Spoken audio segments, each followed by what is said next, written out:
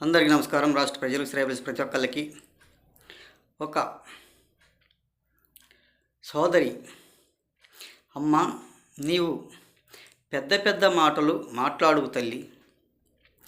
మీ YCP హయాంలో ఎన్నో అరాచకాలు, హత్యలు, మానభంగాలు జరిగినప్పుడు నువ్వు ఎక్కడున్నావు తల్లి?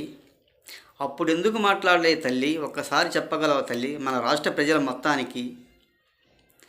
మరి మళ్ళీ నువ్వు సిగ్గు లేకుండా మీడియా ముందుకు వచ్చి పెద్ద పెద్ద మాటలతో పెద్ద ప్రతివర్తల మాట్లాడుతున్నావు తల్లి.